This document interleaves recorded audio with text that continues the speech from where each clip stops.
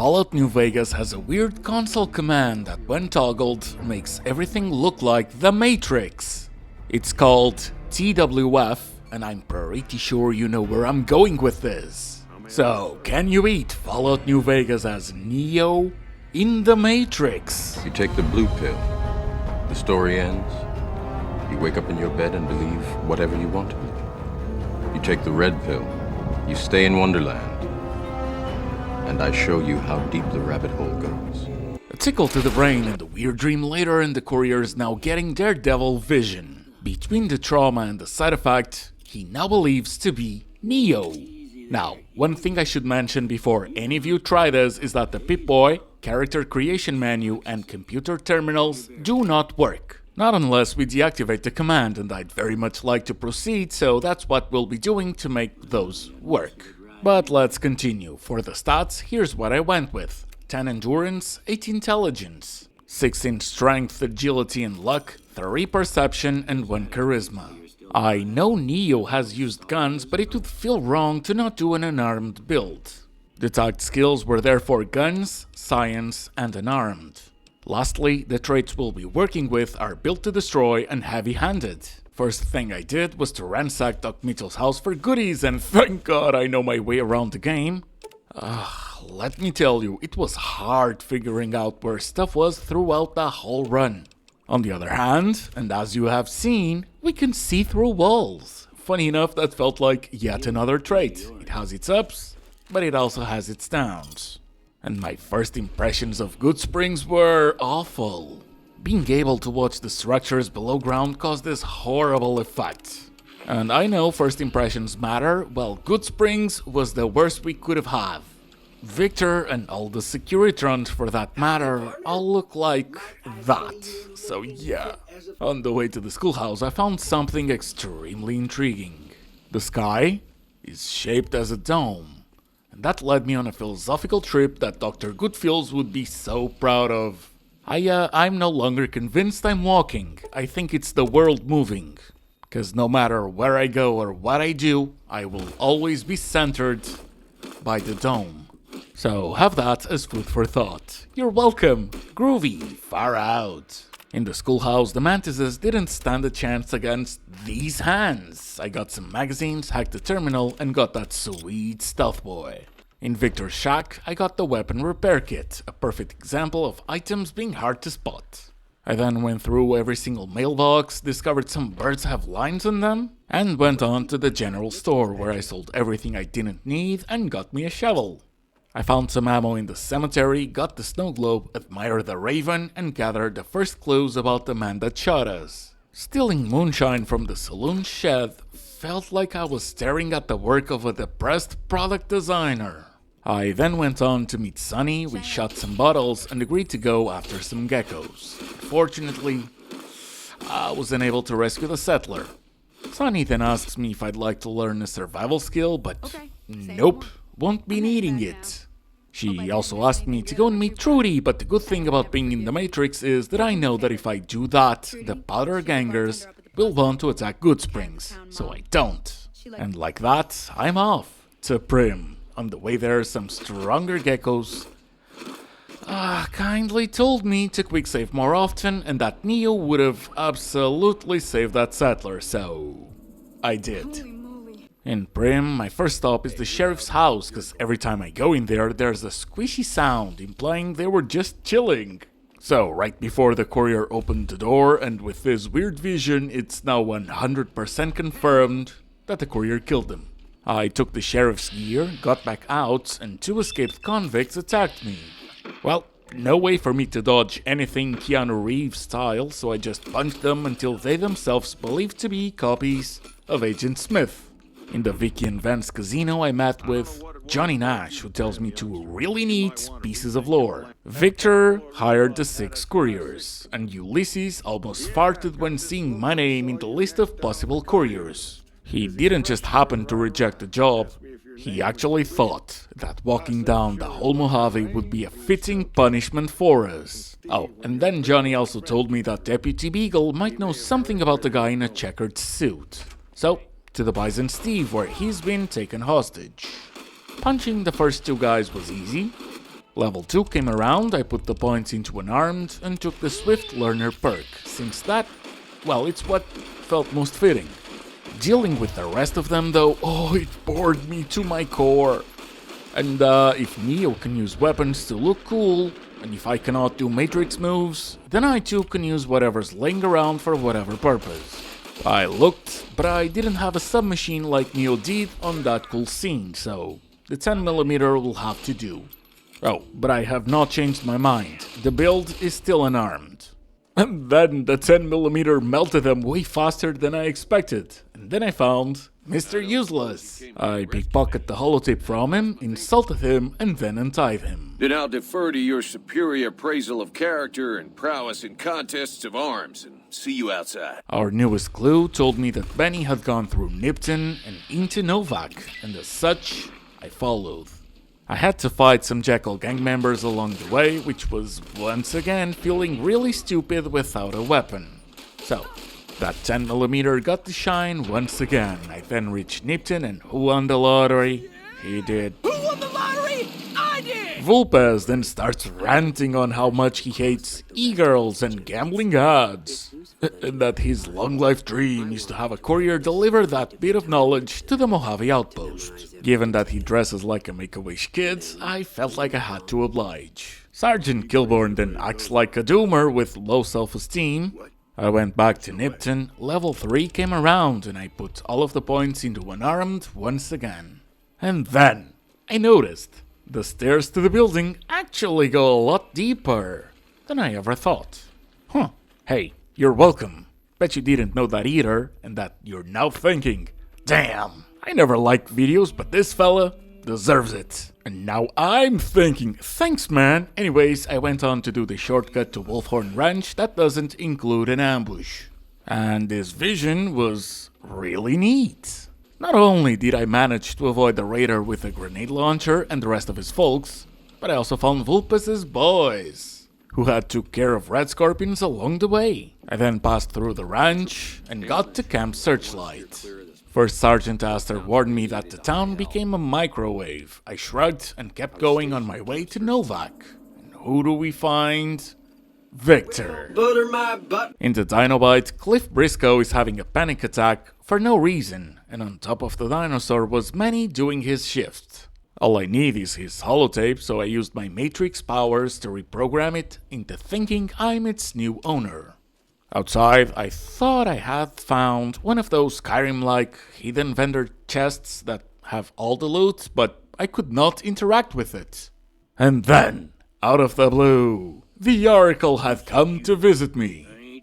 This was not how I remembered her, but hey, maybe it's a reincarnation or something. Confounded Nobark, you done it again. You let on that you know things. Now they'll never let you be. The clue pointed us to Boulder City, so that will be our next stop. Some Viper gunslingers attacked a wandering traveler and his raw hamburger, so I did the same to them. Because karma. Then I took a nap in the Eldorado gas and service, cause nighttime with this command is a whole new level of hell. One that would make Dante proud, and then I saw the Lonesome Drifter. I was tempted. I wanted that guitar, but Neo wouldn't have taken it. Ugh. In Boulder City we meet Private Kowalski. Thing is, sometimes I wonder, if I punch the monument, will he get pissed, or does that only happen when you shoot it? Oh, he does care. Well, sorry bro. Then Lieutenant Monroe tells me there's a situation with some great cons. The ones that helped Benny take my platinum chip. I promise him I'll help right after I do a little something, so I took a quick detour to grab the snow globe from Hoover Dam's front desk and went on to meet Jessup. What the hell? You're that courier Benny wasted back in Good Springs. You're supposed to be dead. He then goes on to tell us how Benny betrayed them and took the chip. This triggered 2 level ups. I put all the points into speech, took the educated perk and reached level 5. This wasn't enough for me to pass the speech check, but thanks to the sheriff's duster, some mentats and the speech magazine, I was golden. He gifts me Benny's lighter, tells me where to find him, and agrees to let the hostages go. Once outside, the lieutenant tells me he's just been ordered to take out the cans no matter what. So I just asked him if he was his boss's bitch. Then he agreed to let them go. I start making my way to Vegas, and here comes Victor? Fancy meeting you here, friend. Okay, last time I followed him, he went through another route, so now I'm in a rush to get the 188 map marker and catch up to him. It all worked out, and let's see if he can make it to the strip this time. Some NCR ranger caught up to me and gave me an emergency radio. I'll never use that. Well, not on this one. And Victor, once again, got stuck. I had no issue going up and down where he was, but okay. Guess we'll part ways then. Upon reaching the gun runners, I sell everything I don't need and realize I'm still too poor for the cab check. And I also don't feel like chasing an NCR attire just so I can get a free ticket inside. So I go into Freeside, punch a thug that tried to rob me until he starts running like a coward, and then help a kid hunt his dinner. Thanks, mister. In the old Mormon fort, I got the follower snow globe and thought, maybe we should go and do some meet and greets. On my way to the Boomers, a couple Brahmin must have had mad cow disease. Long story short, their meat is now extremely tender. I went into Field Shack to grab Abilene so I can sell it later and went on to meet George, the Boomer that's not part of the Boomers. I do take him on his bet this time, start running, and they only fired the howitzer a couple times? That's odd. I've seen that happen after dying from a bombardment, but never on the first try. Anyways, I reached the gate. The guy was in disbelief on how I dodged everything until I said I'm Neo from the Matrix. They were so impressed that they wanted the Elder to get an autograph from me. Mother Pearl didn't have a pen, so I wrote it on her arm. She said she'll never bathe again and told me she'd love me to have their snow globe. So I went to their museum and got it. I then went back to George, but he decided to quit the Matrix. Bit rude to do it without saying goodbye, but I got my caps and that's what matters. Feeling like something is missing, I decided to keep exploring. I passed through Camp McCarran, the El Rey Motel, and ventured into Fiend's territory. Now, the plan was just to avoid them all, but before I knew it, I had Driver Nephi and his besties after me. Every single one of them asking for a small donation to their cause. Well, I doubt Neo would support the Fiend's hobbies of taking cams and killing everything, including each other. So all I donated was ammo. I also took Nephi's head, not because of the 3-card bounty quest for Major Daughtry, simply because it reminded me of the TV show. Oh, and as luck would have it, I was not done being chased. 5 or 6 fire geckos also decided to say hi. So now, the only ammo I have is for the 9mm and for the grenade launcher, which I've been avoiding using this whole time for a reason, but you know.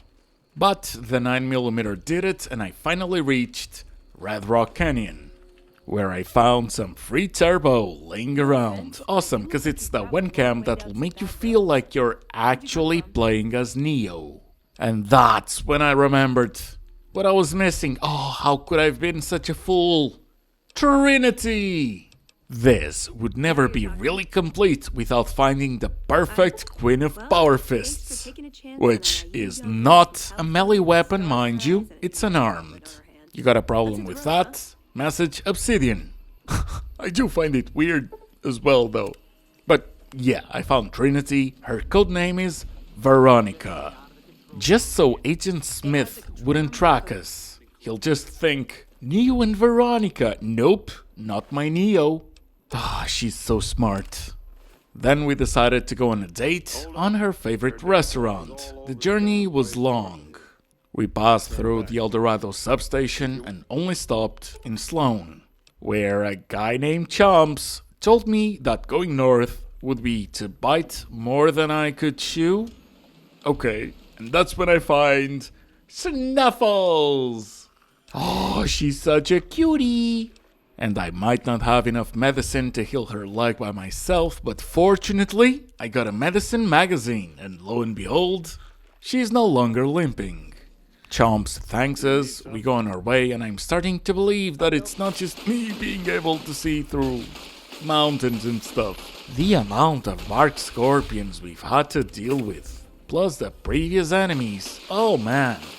And hey, we're here. I'd like a large atomic shake and a double Brahmin burger. And easy on the agave sauce this time. Paladin Ramos then tells me this isn't a restaurant, asks for my help, and so I tell him I'm not one of his recruits either. Back to the gun runners, and between Aveline and the bet, I now have over 2,000 caps for the cap check. Another Freeside thug tries to rob us, and codename Veronica is having none of it. Then Old Ben gives us a precious warning. We talk with the Securitrons and get a front row ticket to see how Mr. House treats squatters.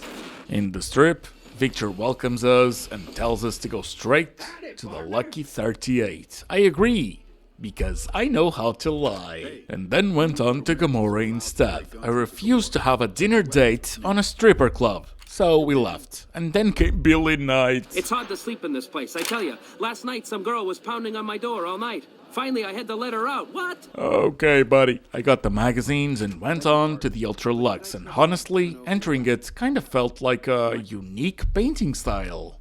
Mortimer gave us both bad vibes, so we left on an empty stomach once again. In the Vault 21 gift shop, I got Sarah's bedroom key to get the snow globe, actually got the snow globe, and then went on the tops to have a chat with Swank. And potato. But I did present him all of the clues that pointed to Benny having a plan to overtake Mr. House, and he then tells me to go to Benny's room and see if I can find even more proof. And when we got there, we couldn't believe our eyes. It's Morpheus. Hey! Disguised as a Securitron. I can barely believe it. What a genius this guy is. So I went back to Swank and told him about codename Yes Man, and we agreed to let me have my revenge. Hey, what the hell? In his bedroom, me and Trinity beat the living crap out of Benny, got the platinum chip and Maria, and level 7 came around. I distributed the points between unarmed and speech, then dipped. Vulpes shows up again, this time to tell me how his boss is a huge fangirl of Keanu, and that he would love to meet us. I awkwardly nod to get him off my back, and went back to Victor, cause it's time to meet Mr. House. His screen is completely messed up, but long story short, I gave him the platinum chip, he had me watch the Securitron upgrade demonstration, told me to upload the chip in the Legion's bunker, and return the chip to me. Level 8 came around, I got speech to 75, which is my goal, and put the rest into medicine, then took the second toughness perk. Right after, I went to the cocktail lounge to grab the last snow globe that I care about, and went on to sell every single one of them to Jane for 12,000 caps. And before leaving the Lucky 38, I knew that this was all part of Agent Smith's plan. No way, quote-unquote, Mr. House had all this tech and knowledge and wouldn't rat on me. So I used the chip to access the control room where I got to confront the man himself. Why? I disconnected House, told Morpheus to move in, and forgot that Trinity's just chilling in the front of the Lucky 38 until I tell her to act like a companion. Great. We'll deal with that later. On my way to Cottonwood Cove, well, in terms of ammo, all I got is 20 rounds for the grenade launcher, so these damn ghouls won't stop coming after me, and that's what they're getting. And by the time I was done with them, I spent 16 out of the 20 I have. I'm not gonna go and buy any either, for now. A Legion explorer then sees me wearing the mark and directs me to Lucullus. I tell him to start rowing and go on to meet Baldy. Some of the slaves have been spreading stories about the burned man again. Once again, asking me to make the ground shake. So I go up their bunker, use the platinum chip to unlock the way to the Securitron vault, I pop in a stealth boy and some turbo, and run. Now, in retrospect, I should have opened that door before popping in the turbo. This wasn't my smartest moment. Thing is, it doesn't really matter when you have both toughness perks. I make the run for it, use the platinum chip to upgrade the Securitron army, and pop in another turbo to go back. Level 9 came around, I put the points into Unarmed, and went on to Kaiser to get the experience from finishing his quests. That triggered level 10, I got Unarmed to 100, put the rest on Medicine, and took the Fight the Power perk. I then sold every single weapon except Maria to the Gunrunners, bought a Power Fist to match the wifeys, and got all the 9mm ammo I could as a backup. Went back to Freeside where that dumb thug I had spared tried to attack me again. Yeah, not the smartest choice. I asked Mick to repair my lightweight leather armor, went back to Doc Mitchell, bought all the stim packs he had, and I did the exact same thing with Julie. There's only one thing we're missing. Sunglasses. Just don't ask about the sheriff hat. This is New Vegas, okay? What'd you think of Mr. House? I was surprised he only had the 2 robot sex slaves. What? Just let's go. Aw, just when the standing around was getting exciting. Hey, I didn't ask you to stand there. You did it because you wanted to. Codename Yes Man then asks me to install an override chip in the Eldorado substation, and no NCR member cared that I went in, even though they warned me not to. And upon going back, it's clear that the Legion has started to make a move, so... to Hoover Dam. 3 cons get fisted so hard that the unarmed build is only now feeling vindicated. The Kenturians were so much easier to deal with than I ever thought they would be. Really. The Power Fist is ridiculous. In the offices, I tell the NCR heavy troopers that Colonel Moore is in danger, and that's enough for them to abandon their posts. I wanted so badly to test the Power Fist, but Neo wouldn't have killed them after convincing them, so yeah. I then told Yes Man we're activating our army, took care of a couple legionnaires, pulled the switch, and went back to the east side of the dam, where me and Trinity kept on turning Kenturians into butter. In the Legate's camp, the Praetorians were no different, as I only needed 2 extra hits on them than I did on the Kenturians, and then came Linnaeus. And oh man, I was not expecting that face. But let's be honest, if you ignore the mustache, the bald head, and give him sunglasses, that's gotta be Agent Smith, right? Anyways, let's have a cocktail of bad decisions. Stimpaks, Psycho, Medics, and Buff Out ought to do it. I then started uppercutting him, didn't know what happened, but before I knew, he was nowhere to be seen, and I was surrounded by Praetorians. I might have punched Trinity till she took a quick nap, but that's fine, I'll just tell her it was Agent Smith. I finished the Praetorians around me, saw her lying there waiting for the combat to end so she could regain her senses, and that's when codename Linnaeus came back and started throwing grenades at me like a maniac. A new set of uppercuts and Agent Smith was defeated. I don't know where the following 5 or 6 legionnaires came from, but I had to deal with them too. And just when I was about to leave, he caught up to me. No, it's another clone. It's gotta be. So, I punched his soul out of his body, Veronica took one of the Rangers down, and the Securitrons, they turned the other 2 into whatever those flavor packages that come with noodles are called. And so, can you beat Fallout New Vegas as Neo in the Matrix? Yes you can. It's beyond stupid, but you absolutely can.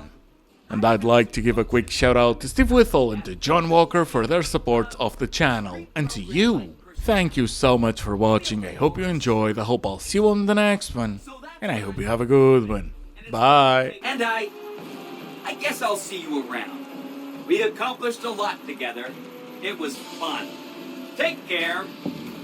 And so the courier who had cheated death in the cemetery outside Good Springs cheated death once again. And the Mojave Wasteland was forever changed.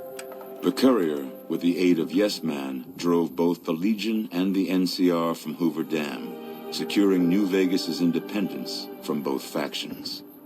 With Mr. House out of the picture, part of the Securitron army was diverted to the Strip to keep order.